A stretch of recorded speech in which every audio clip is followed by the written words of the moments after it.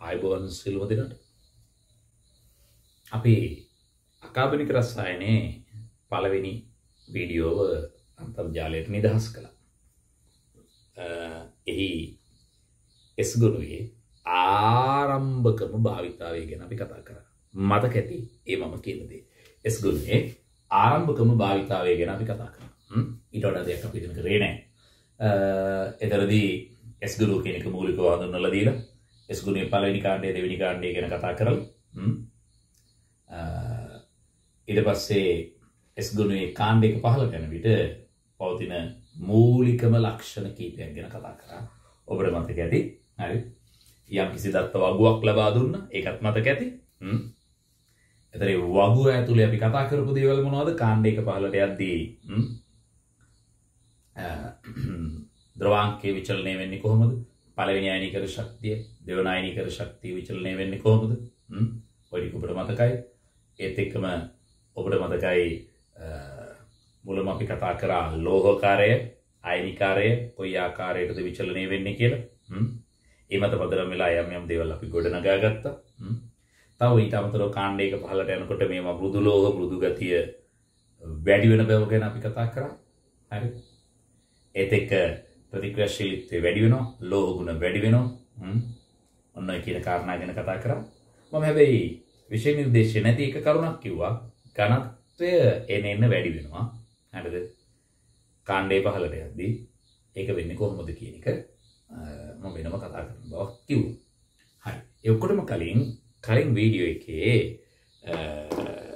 මොදැනුවත්ව ඒ කියන්නේ මම හිතන එක නෙමෙයි වැරදිලා කියවෙච්ච අවස්ථා සහ ලියවිච්ච අවස්ථාවක් තියෙනවා. ඒ කියන්නේ බේරියම් කියන එකට ඔබ මට කාලයක් තිස්සේ තියෙන අවුලක්.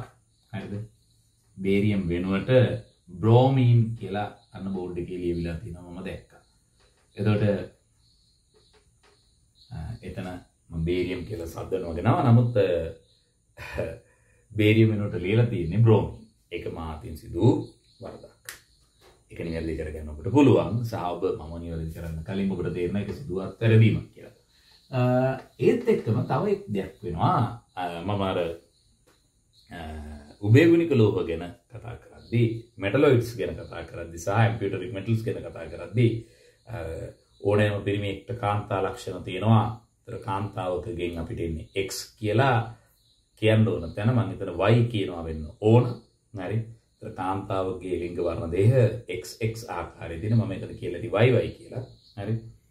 ඒතර පිරිමියෙක්ගෙන් අපි දන්නවා XY කියලා දෙකක් එනවා. ඒතර ඒකේ X එක આવොත් කාන්තාවගේ X එකයි එතකොට ගෑනු කෙනෙක්. හරි. තාත්තගෙන් Y එක આવොත් එතකොට පිරිමි කෙනෙක් සම්පූර්ණ පිරිමි ගැහෙන බව තීරණය කරන්නේ තාත්තා. ගෑණියෙක්ද පිරිමියෙක්ද කියන එක තීරණය වෙන්නේ තාත්තගෙන්. හරි. අම්මාගෙන් එක හා සමාන XX වර්ණ දේහ වෙන වෙලා තනි X එකක් තියෙන අය. හරි. එතකොට ඒ වැරද්ද මාතින් සිදු වුණා සමා වෙන්න. දැන් ඔක්කොටම කලින් ගිය සතියේ අවසාන කොටසදී අපි දුන්නු ප්‍රශ්නට උත්තරේ දීලා ඉන්නවා. කාණ්ඩේ පහළට ඝනත්වය වැඩි වේ. ඒ කොහොමද? එහෙම වෙන්නේ ඇයි? ඔබ දන්නවා ඝනත්වය density ඔක ඇවිල්ලා ස්කන්ධයේ බෙදීම පරිමාණ. දැන් මේක ලෝහ කැටායන පැත්තෙන් දාගෙන ගියොත් දැන් ලෝහ වල තියෙන්නේ ලෝහක බන්ධන ආකෘතියක්. එතකොට ඔබ දන්නවා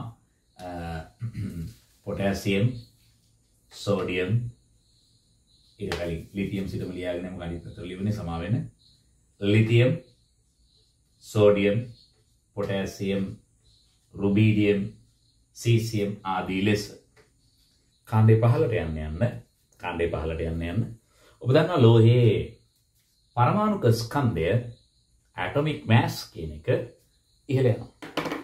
එතකොට මේ ලිතියම් ප්ලස් ගේ, සෝඩියම් ප්ලස් ගේ, පොටෑසියම් ප්ලස්, රුබීඩියම් ප්ලස්, සීසියම් ප්ලස් ආදී ලෙස මෙන්න මේ ස්කන්ධය වැඩි වෙනවා. ස්කන්ධය වැඩි වෙනවා. හරි. හැබැයි ඒ සමගම ඔබ දන්නවා කැටායන වල ආරය ඒකත් වැඩි වෙනවා. එතකොට පරිමාව කියන එකත් වැඩි වෙනවා. නමුත් මෙන්න කතාව. කාණ්ඩේ 15 යනකොට පරමාණුක ස්කන්ධයේ වැඩි වෙන තරම් ඉහළ ප්‍රමාණයකින් හරි පරිමාව වැඩි වෙන්නේ. එතකොට ඔබට පේනවා මෙයා වැඩිපුර වැඩි වෙනවා, මෙයා අඩුවෙන් වැඩි වෙනවා. ඝනත්වය එතකොට ඉබේම වැඩි වෙනවා. ඔක තමයි හේතුව.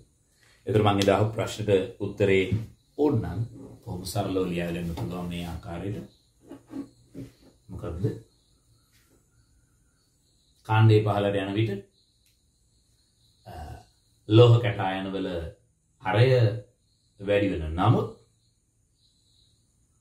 ඊට සාපේක්ෂව වැඩි තීව්‍රතාවයකින් ස්කන්ධය ඉහළයි. වැඩි තීව්‍රතාවයකින් ස්කන්ධය ඉහළයි. එතකොට මෙන්න මේ ආකාරයක සංකේත විදිහට ලියාගත්තම ඔබට ඔබ තේරෙනවා ස්කන්ධය වැඩිපුර වැඩි වෙනවා, පරිමාව අඩුවෙන් වැඩි වෙනවා. අරේ වැඩි වීම මත එතකොට ඝනත්වය වැඩි වෙන බව පැහැදිලි. right. මම ඔබට දුන්න වෙලාව ඔතනින් නතර කරනවා. ඔබට කිසිම ප්‍රශ්නයකින් තොරව වීඩියෝ නතර කරලා අවශ්‍ය නම් හරි මේක ලියා ගන්න පුළුවන් ලියා ගන්න බැරුව කියනවා. හරි. අවශ්‍ය දේ ලියා ගන්න. ඒකට වීඩියෝ එක ස්ටොප් කරලා බලන්න පුළුවන්. ඔයගොල්ලන්ට මේකේ මදි වගේ තියෙනවා නම් ස්පීඩ් එක වැඩි කරන්න පුළුවන්. නැත්නම් අඩු කරන්න පුළුවන්. කලින් දවසෙත් මම ඔක කිව්වා. ඒක දැනගෙන ඉස්සරහට යන්න. හරි. දැන් අපි යන්නේ හරි. S ගුණයේ පළවෙනි කාණ්ඩේ ලෝහවල ප්‍රතික්‍රියා. S ගුණයේ පළවෙනි කාණ්ඩේ ලෝහවල ප්‍රතික්‍රියා මාත් එක්ක ඉක්මනට මාතෘකාව දාගමු. හරි. එක කාණ්ඩේ ලෝහවල ප්‍රතික්‍රියා.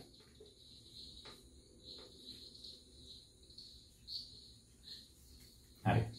ප්‍රතික්‍රියා ගැන කතා කරන්න කලින් හරි එක් මූලික දේවල් ටිකක් කියන්න කැමතියි.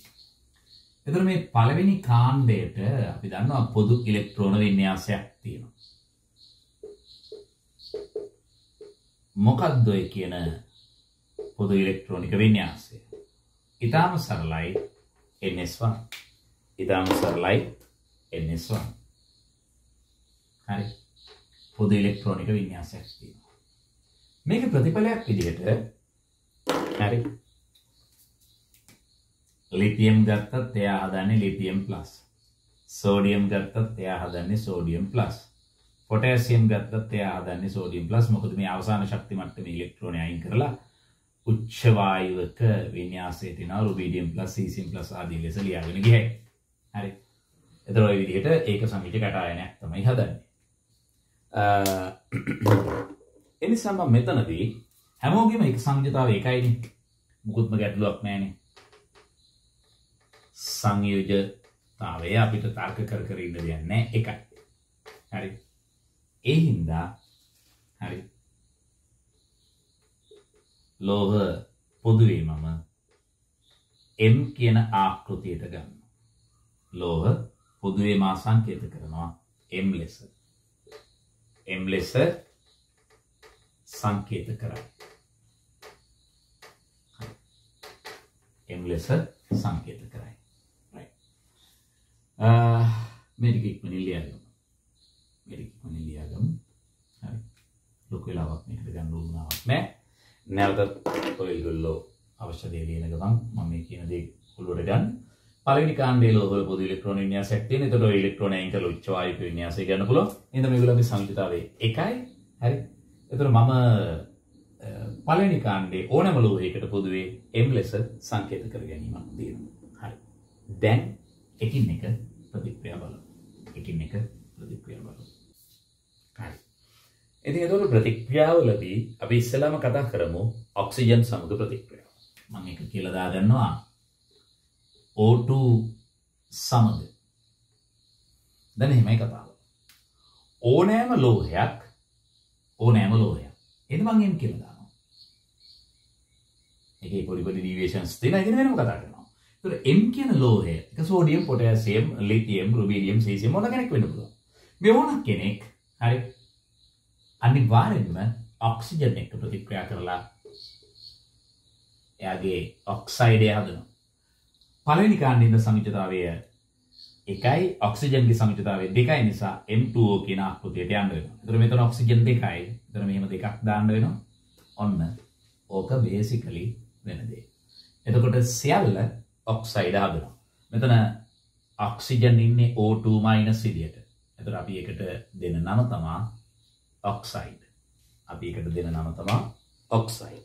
එතකොට සියලුම ලෝහ කිසිදු ප්‍රශ්නයකින් තොරව. ඒ කියන්නේ සියලුම ලෝහ කියලා මෙතන කතා කරේ පළවෙනි කාණ්ඩයේ ලෝහ මෙන්න මේ ආකාරයට ඔක්සයිඩ් හදනවා. ඔබට මාත් එක්කම ලියා ගන්න පුළුවන්. හරි. ඔක්සයිඩ් හදනවා. හරි. පළවෙනි දේ ඔක්සිජන් සමග සියලුම පළමු කාණ්ඩයේ ලෝහ පහත පරිදි ඔක්සයිඩ් තමයි. හරි. හැබැයි මේකේ ඔන්න දැන් පොඩි විචලන ටිකක් තියෙනවා. අපි විචලන ටික තමයි ඉගෙන ගන්න යන්නේ. මොනවද කියලා බලමු. විචලන ටික තමයි ඉගෙන ගන්න යන්නේ. ලිතියම් වල විශේෂත්වයක් නැහැ. ලිතියම් ඔක්සිජන් එක්ක ප්‍රතික්‍රියා කරනවා. එයාගේ ඔක්සයිඩ් එකට යනවා. මම මේක තුලිත කරන්න බැලුවේ තුන් දෙක දිහා බලලා මේක තුලිත කරන්න බැලලා ඉතල වැඩක් නැහැ. රයිට්. ඒක සෝඩියම් ගත්තොත් සෝඩියම් ඔක්සිජන් එක්ක ප්‍රතික්‍රියා කරලා Na2O හදනවා. හරි. එතකොට මේක තුලිත ප්‍රතික්‍රියාව ලියා ගන්න පුළුවන්. හරි. නමුත් මෙන්න විශේෂයි. වැඩිපුර O2 ඇති විට කතා වෙනස් වෙනවා. වැඩිපුර O2 ඇති විට බලමු මොකද වෙන්නේ කියලා. වැඩිපුර O2 ඇති විට අන්න බලන්න වෙන දේ සෝඩියම් ඔක්සිජන් එක්ක ප්‍රතික්‍රියා කරලා හදනවා Na2O2. හරි. බැලන්ස් කරගන්න මෙතනට දෙකක් විතරයි දාන්න තියෙන්නේ. එතකොට මෙතන තියෙන ඇනායනය මොකක්ද? සෝඩියම් ඔබ දන්නවා ධන 1යි ධන 1 දෙකක් තියෙනවා ධන 2යි. එතකොට ඔබට ලැබෙන්නේ මෙන්න මෙහා. O2 minus කියන කෙනා. මෙයාව අපි සමාවෙන්න ඕන ඔක්සයිඩ් වල ටිකක් එහාට ගිහිල්ලා වැඩිපුර ඔක්සිජන් තියෙනවා. per the oxide. ඒ නිසා per oxide. අපි සාමාන්‍යයෙන් මේ විදිහට ප්‍රොනවුන්ස් කරන්නේ නැහැ. peroxide කියලා කියනවා. peroxide කියන්නේ per oxide වලට තමයි. හරි. මේ ව්‍යුහය යම් කෙනෙක්ට ඕන නම් මම ඒකත් ඇඳලා පෙන්නනවා. හරි. මෙන්න මේ ඔක්සිජන් ඍණ. මෙන්න මේ ඔක්සිජන් උතුරින. යාවද පරමාණු දෙකක ඍණාරෝපණ තියෙනවා. අස්ථායි වෙන්න ඕන. ඉතින් ඒක තමයි සුබොක්සයිඩ් පෙරොක්සයිඩ් කොහොමත් අස්ථායි. හරි. ඔන්න පෙරොක්සයිඩ්. මෙතන ලියද්දි මගේ අතින් වරදක් කරලා තියෙනවා O2 2- එක පෙරොක්සයිඩ්. හරි. එතකොට ලිතියම් ඔක්සිජන් එක්ක ප්‍රතික්‍රියාවෙන් ලිතියම් ඔක්සයිඩ් පමණයි. සෝඩියම් ඔක්සිජන් එක්ක ප්‍රතික්‍රියාවෙන් සෝඩියම් ඔක්සයිඩ් හදනවා. ඒ වගේම වැඩිපුර ඔක්සිජන් තියෙනකොට අනිවාර්යයෙන්ම මොකද වෙන්නේ? හරි. එයා පෙරොක්සයිඩ් දක්වාම ගමන් කරනවා. දැන් මම ඉදිරියට යන්න කලින් ඔයාලා මේක ලියා ගන්න අතරතුර පොඩි ප්‍රශ්නයක් ඔයගොල්ලන්ගෙන් අහනවා. වාතයේ ඔක්සිජන් වැඩිපුරද තියෙන්නේ අඩුවෙන්ද තියෙන්නේ?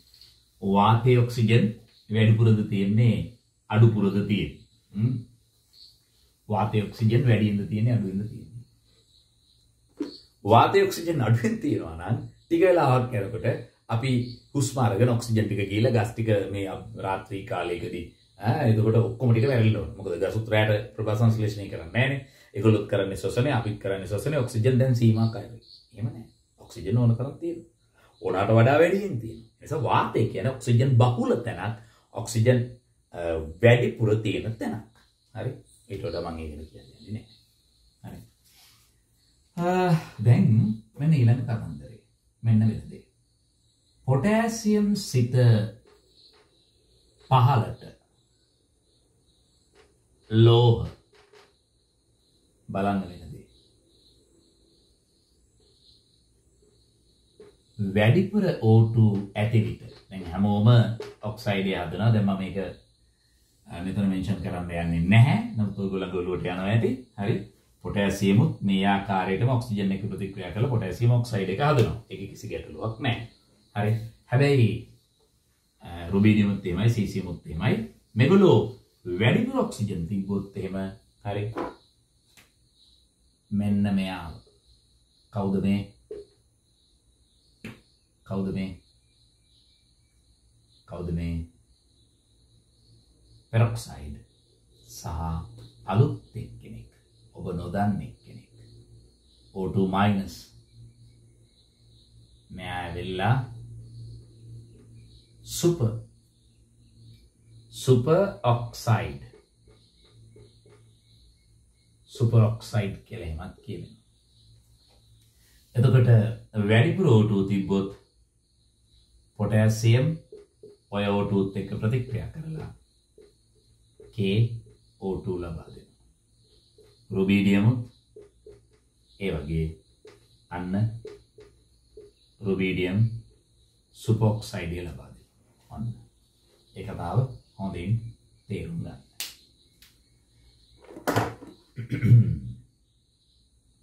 අවශ්‍ය දේවල් ඔබ ලියාගෙන ඇති. දැන් මේ සුපොක්සයිඩ් ආයනයේ ව්‍යුහය මෙන්න බලන්න.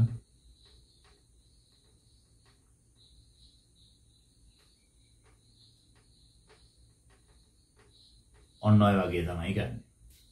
හරි. ඒතර ඔක ඉතින් සම්ප්‍රයුක්ත ව්‍යුහ දෙකක් තියෙනවා. මම දන්නේ රිසෝස් බුක් එකේ මේ වැරද්ද කරලා තියෙනවා. ඒතර ඔය ව්‍යුහේ තියෙනවා ආයේ කියලා අරගෙන මෙන්න මේ ඔක්සිජන්ගේ ඔක්සිකරණ අංකය බිඳුව ලෙසත් මේ ඔක්සිජන්ගේ ඔක්සිකරණ අංකය ඍණ 1 ලෙසත් අරගෙන තියෙනවා. එතකොට සුපොක්සයිඩ් වල ඔක්සිජන්ගේ ඔක්සිකරණ අංකය එක්කෙනෙක්ගේ බිඳුවයි අනිත් එක්කෙනාගේ ඍණ 1යි. ඍණ භාගය එහෙම නොවේ. හරිද? ඒක අපි ඉස්සර ඍණ භාගය කියලා ගත්තා. දැන් රිසෝස් බුක් එකේ මේ කියලා තියෙන දේත් එක්ක හොඳින් තේරුම් ගන්න ඕන. හරි. සුපොක්සයිඩ් වල ඔක්සිජන්ගේ ඔක්සිකරණ අංකය එක්කෙනෙක්ගේ මෙන්න මෙයාගේ බිඳුවයි මෙතන අට පිරලා නැහැ කරන්න දෙයක් නැහැ. හරි. ඍණ විච් ඔක්සිජන්ගේ ඍණ 1යි. හරි. ඍණ භාගය නොවේ. ඒකෙම ලියද්දි කැතයි නේද? ඍණ භාගය එහෙම නෙවෙයි. වැඩි එක ගන්න නරක ළමයි එහෙම නෙවෙයි අපි ඔය. හරි. ඔන්න. ඒතරේ ඔක්සිජන් එක්ක ගනුදෙනුව තමයි ඔය අපි කතා කරේ. ඒතර ඔබට මතකයි සියල්ල සාමාන්‍ය පරිදි ඔක්සිජන් එක්ක ඔක්සයිඩ් හදනවා. සෝඩියම් මොකද කරන්නේ? වැඩිපුර ඔක්සිජන් තිබ්බොත් පෙරොක්සයිඩයට යනවා සුපොක්සයිඩ් හදන්නේ නැහැ. සෝඩියම් සුපොක්සයිඩ් හදන්නේ නැහැ. ඒක නෙලිව නැත්තේ. පොටෑසියම් සිට පහළට අය වැඩිපුර ඔක්සිජන් තිබ්බොත් තියෙන ඔක්සිජන් ප්‍රමාණය මත සමහර විට පෙරොක්සයිඩ් හදයි තවත් වැඩිපුර තිබ්බොත් අනිවාර්යයෙන්ම සුපොක්සයිඩ් කරාම ගමන් කරනවා. සුපොක්සයිඩ් කරාම ගමන් කරනවා. රයිට්. මම දන්නේ ඒක ඔබට පැහැදිලි ඇති. අපි ඊළඟ අදියරට යන්න ඕන. ඉක්මනින් මේක ලියවිලා ඇති. දැන් එතකොට අපි මේකේ ඊළඟ ගණනුවට අත තියෙනවා. දෙවෙනි ප්‍රතික්‍රියාව. ඒක නම් ඊටාම සරලයි. නයිට්‍රජන් සමග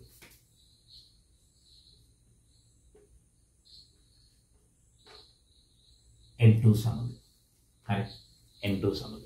ඕකේ ලොකුවට නටන්න දෙයක් නැහැ. මොකද N2ත් එක්ක ප්‍රතික්‍රියා කරන්නේ ලිතියම් විතරයි. වෙන කවුරුත් නැහැ. එතකොට N2ත් එක්ක හරි ලිතියම් පමණයි. මෙයා විතරයි ප්‍රතික්‍රියා කරන්නේ. අපි බලමු මොකද ප්‍රතික්‍රියාව කියලා. ලිතියම් නයිට්‍රජන් එක රත් කරන්න ඕන. හරි. නයිට්‍රජන් එක රත් කරනකොට ඔන්න ඔබට ලැබෙනවා Li3N කියලා ගණයක්. N කියලා ගණයක්. හරි. මෙතන නයිට්‍රජන් දෙකක් ඉන්න මෙතන දෙකක් දාන්න වෙනවා. ඒතකොට දෙවරක් 3 6යි. මෙතන 6ක් වටනාම ඔබ හරි. මේක කියනවා රතු පාට ගණයක් කියලා. හරි. ඔච්චර තමයි ලිතියම් නයිට්‍රජන් එකට ප්‍රතික්‍රියා කරන්නේ ලිතියම්ම පමණයි. වෙන කිසි කෙනෙක් S ගොනුවේ. හරි. පළවෙනි කාණ්ඩය පළවෙනි කාණ්ඩය ගැන කතා කරන්නේ. දෙවෙනි කාණ්ඩය වෙනස්. හරි. පළවෙනි කාණ්ඩේ කිසි කෙනෙක්. ඒ කියන්නේ මේ කවුද? ඇල්කලයි මෙටල්ස්. ඒ කියන්නේ ක්ෂාර ලෝහ. earth alkali metals ගැන වෙනම කතා කරනවා. ඒතර මෙයත් alkali metal එකක් වුණාට earth alkali metals වගේ රියැක්ට් කරනවා. ඒ කියන්නේ දැන් දෙවෙනි කාණ්ඩයයි ගේමක් නැතුව නයිට්‍රජන් එක ප්‍රතික්‍රියා කරනවා. පළවෙනි කාණ්ඩේ ලිතියම් විතරයි ප්‍රතික්‍රියා කරන්නේ. වෙන කවුරුත් ප්‍රතික්‍රියා කරන්නේ නැහැ. හරි. ඒකත් හරි. ඊළඟට මම මේක මකන්නම්කෝ. හරි. මම යනවා හයිඩ්‍රජන් එක ප්‍රතික්‍රියාවට. තුන්වෙනි එක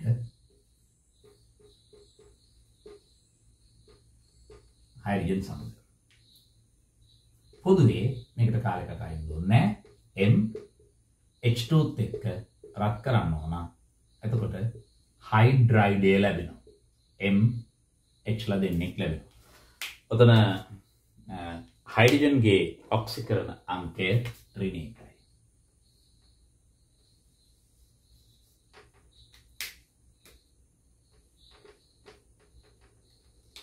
අපි ලියනවා හයිඩ්‍රජන්ගේ හරිම ලේසියි ඔක්සිකරණ අංකය ඍණ 1යි. මොකද M අනිවාර්යෙන්ම ධන 1 පෙන්වන්න ඕන නිසා. හරි. එතකොට ඔන්න තුන්වෙනි ප්‍රතික්‍රියාව. කවුරු එක්කද? හයිඩ්‍රජන් එක්ක ප්‍රතික්‍රියාව. ඔබ ඒකත් ලියලා ඉවර ඇති නේද?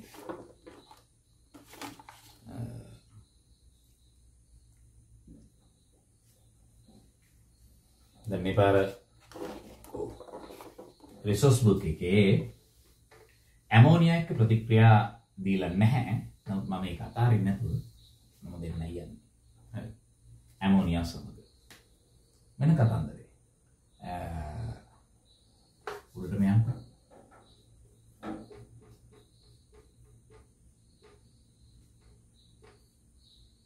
මෙන්න මෙහෙමයි. දැන් ලිතියම් ඇමෝනියා එක්ක රත් කළොත් රත් කරනවා නිකම් ප්‍රතික්‍රියා කරන්නේ නැහැ. අපිට ලැබෙනවා ලිතියම් නයිට්‍රයිඩ් ඒත් එක්ක හයිඩ්‍රජන්. ලිතියම් නයිට්‍රයිඩ් එක්ක හයිඩ්‍රජන්. ඔබ තමයි කතාව. මේ නයිට්‍රයිඩ්.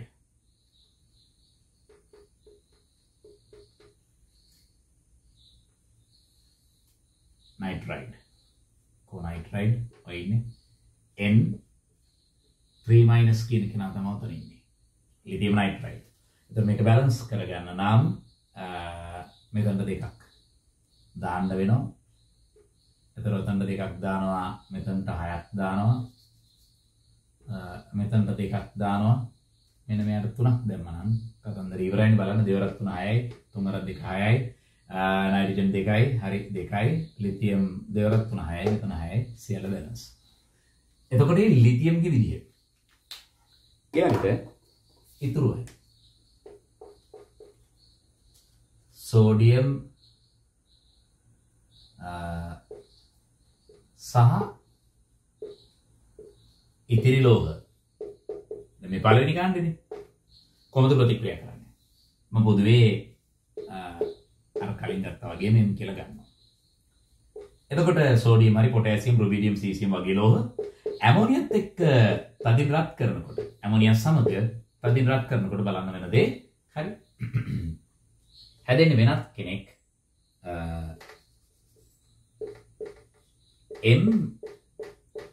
MnH2 ඒත් එක්ක හයිඩ්‍රජන් MnH2 ඒත් එක්ක හයිඩ්‍රජන් මේ වැඩේට මෙතනට 2යි මෙතනට 2යි මෙතනට 2ක් දාන්න ඉබේම ප්‍රතික්‍රියාව තුලිත වෙනවා. මේ කවුද මේ අලුතින් හැදිච්ච කෙනා? ඒගොල්ලන්ට අපි කියන්නේ ඇමයිඩ් කියලා. මෙන්න මේ ගෲප් එක අපි ගන්නේ ඇමයිඩ් එහෙම නැත්නම් ඇමයිඩ් කියලා. හරි. ඔතන ඔක තියෙන විදිය ගැන කතා කරොත් M+ NH2- විදියට තියෙන්නේ. මෙයාව තමයි අපි ඔය ඇමයිඩ් කියලා ගන්න.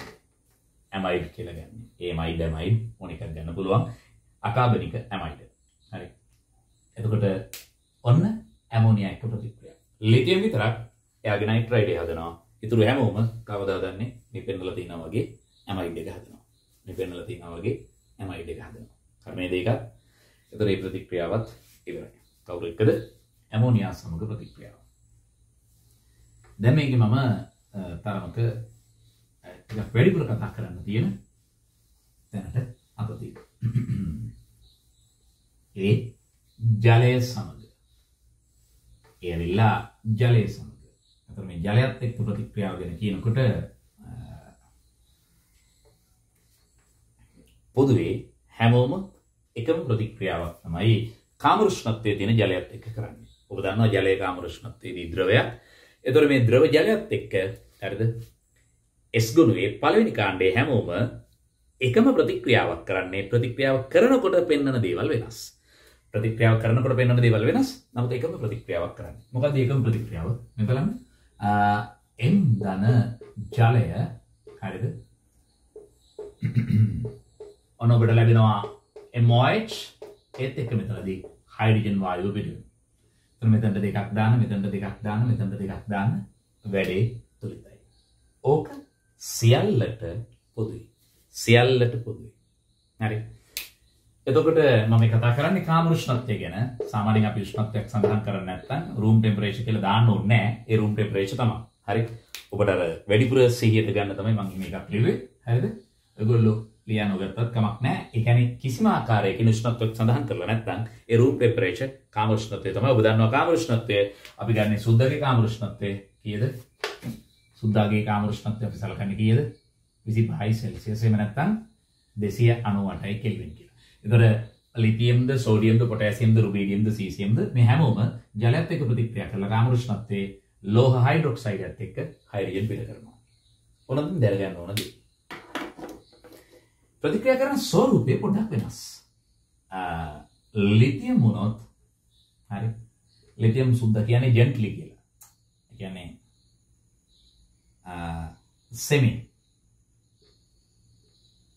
සෙමෙන් ප්‍රතික්‍රියා වෙනවා. බොහෝ සෙමින් නෙමෙයි. ෂේප් එකේ වෙනවා. ජෙන්ට්ලි. මධ්‍යස්ථ කියමුකෝ.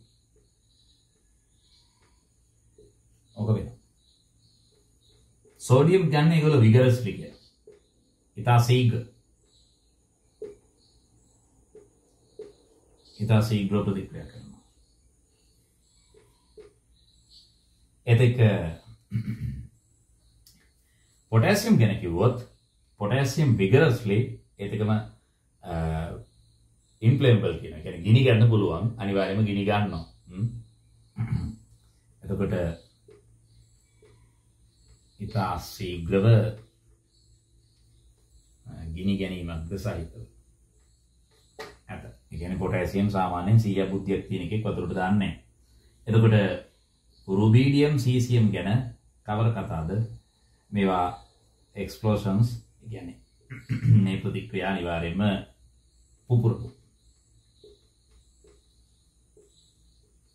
පුපුරන සුළුය. right. අන්න කතාව. හරි. ඒතර ඔය ටික ඔන්න ඔබ දැනගන්න ඕන. සාමාන්‍යයෙන් කාම උෂ්ණත්වයේ ජලයත් එක්ක විතරයි මේ ප්‍රතික්‍රියා කරන්නේ. හරිද? කාම උෂ්ණත්වයේ තීතා වේගයෙන් ප්‍රතික්‍රියා කරන උණු ජලයත් එක්ක ඉතින් මම දන්නේ 100 බුද්ධියක් තියෙන මිනිහෙක් එහෙම ගොන් වැඩ කරයිද කියලා. අපිට පොත්වල ලියන්න පුළුවන් එක එක කුණුවක්ද. හැබැයි මේවා කරන්නේ මොකටද කියලා තේරුම් ගන්න බෑ. අනිවාර්යයෙන්ම මේවා රියලිස්ටික් වෙන්න ඕන. නිකන් ගොන් ආතල් අරන් වැඩක් නැහැ. උණු වතුරට පොටෑසියම් දැම්මොත් මොකද වෙන්නේ? නිකන් වතුරට දාපුවම ගිනි ගන්නවා පුපුරන එකේ. උණු වතුරට දැම්මොත් විනාශයක් වෙන්නේ. රුබීඩියම්, සීසියම්, සෝඩියම් උනත් උණු වතුරට අපි දාන්න යන්නේ නැහැ. වතුරට උනත් දාන්නේ බොහොම පරිස්සමෙන්. හරි. ඔයගලන්ට ඕන මිනෝදිට අර ඉස්කෝලේ තියෙන ලැබ් එකේ තියෙන ලොකු සෝඩියම් කෑල්ලක් අරගෙන සිංක් එකේ වතුර පුරව දාන්න. ළඟේ කවුරුත් ඉන්න එපා. ලංකා හිටියොත් එහෙම ලොකු ප්‍රශ්නයක් නිර්මාණය කරගත හැකියි. ඒ නිසා යෝගී වැඩ ගොම් වැඩ කරන්නේ නැහැ. ඒකට කියන්නේ ගොම් වැඩ. කරන්න ඕන දේවල් තියෙද්දි පිස්සු වැඩ. ලෝකේ يعني ඉගෙන ගන්නවයි කියලා තීරුමක් නැති වැඩ කරන එක නෙමෙයි කරන්න ඕන. හරි. ඒතර ලිතියම් ජෙන්ට්ලි يعني නිකන් ෂේප් එකේ වැඩි වෙනවා අපිට බලා ගන්න පුළුවන්. සෝඩියම් ඉතා වේගෙන් ගාලා දුම් දාගෙන අර වතුර භාජනයේට හිමේ යනවා දකින්න පුළුවන්. පොටෑසියම් අපිට ලැබ් එකේ නැති වෙන දකින්න වෙන්නේ නැහැ. හරි. රුබීඩියම්, සීසියම් කවදාවත් දකින්න වෙන්නේ නැහැ. ඔය ඉන්ටර්නෙට් එකෙන් බැලුවොත් තමයි. හරි. ඉන්ටර්නෙට් එකෙන් මම හිතන්නේ මේවා නැහැ. මොකද ඔයා වතුරට දාලා ප්‍රතික්‍රියා කර ඉන්නවට වඩා තව වැඩ තියෙන නිසා හොයාගන්න පුළුවන් වෙයි. හරිද? මම නම් බලලා නැහැ. හරි. එතන ඔන්න කතාව. එනිසා ජල වාෂ්ප හෝ හිමාලයත් එක්ක මේගොල්ලෝ ප්‍රතික්‍රියා කරවන්න යන්නේ නැහැ. හරි. එතකොට රිසෝස් බුක් එකේ නැති තව පොඩි ප්‍රතික්‍රියා කීපයක් ගැන මම කතා කරන්න කැමතියි. හරි. ඒතර ඒක කාටත් පොදු ආකෘතියක් යටතේ.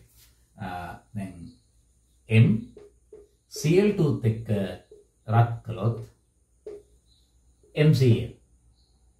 මෙතන දෙකක් දාන්න, මෙතන දෙකක් දාන්න තොයිතයි. ඒතර කවුද මේ? ලිතියම් ක්ලෝරින් එක රත් කළොත් ලිතියම් ක්ලෝරයිඩ්, සෝඩියම් නම් සෝඩියම් ක්ලෝරයිඩ් ආදී ලෙස. හරි. ඊළඟට M සල්පත් එක්ක පදින් රත් කරොත් එයාගේ සල්ෆයිඩ් හදනවා. M2S මෙතන දෙකක් දාපුවම මොකක්ද තොලිතයි. ලිතියම් නම් Li2S, සෝඩියම් නම් Na2S ආදී ලෙස ලෝහ සල්ෆයිඩයට ගමන් කරනවා. හරි. ඊළඟට M ફોස්ෆරස් එක්ක ප්‍රතික්‍රියා කරුවොත් වෙන දේ තමයි හරි M3P ફોස්ෆයිඩ් හැදෙනවා.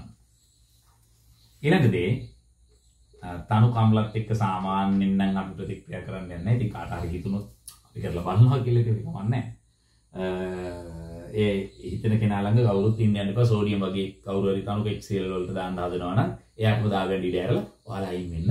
එයා කරන දේ බලාගෙන ඉඳලා හරි ඔයගොල්ලන්ට යමක් ඉගෙන ගන්න පුළුවන්. දැන් ඊයේ පෙරේදා මොකක් හරි කතාවකදී මම මගේ ගෝලෙක් එක්ක කතා කරමින් ඉන්නකොට වෙන මෙයක් සම්බන්ධයෙන් මාර්කියුරි ගැන කියනකොට මම කිව්වා මාර්කියුරි කියන්නේ පිස්සු ගෑණියෙක්. මොකද අවුරුදු පොඩි ගානකදී මිය ඇදෙනවා. විකිරණශීලී මූලද්‍රව්‍ය විකිරණශීලී කියලා දැනගෙනත් ඒවත් එක්ක එකතු වෙමින් පරීක්ෂණ කරන්න යනවා. ඉතින් එහෙම පරීක්ෂණ කරන එකේ නරකක් නෙමෙයි මම මේ කියන්නේ. ඒකෙන් ලොකු ප්‍රශ්න සමූහයක් යා නිර්මාණය කරගන්නවානේ. හරි. ඉතින් යාගේ ලැබ් එකට ඇඳුම තියෙනවා ගවුම අදට එකෙන් රේඩියේෂන් මුක්ත වෙනවා. තව අවුරුදු 100කට 200කටත් මුක්ත වෙයි. ඒක වෙනම වීදුරු කුටියකින් ආවරණය කරලා එළිය ඉඳන් තමයි බලන්න පුළුවන්. කෙමිස්ට්‍රි ෆිසික්ස් කියන දෙකටම නොබෙල් ප්‍රයිස් එක විඳපු එක කාන්තාවක් තමයි. එකම කාන්තාව මම හිතන්නේ. කාන්තාවක් වශයෙන් ගත්තොත් හරි. මාර්කියුරි කියන්නේ. මාර්කියුරිට මුලින්ම ෆිසික්ස් වලට පස්සේ කෙමිස්ට්‍රි වලට හම්බ වෙනවා. නොබෙල් ප්‍රයිස් එක හම්බ වෙනවා. ෆියර්කියුරිටත් හම්බ වෙනවා. හරි.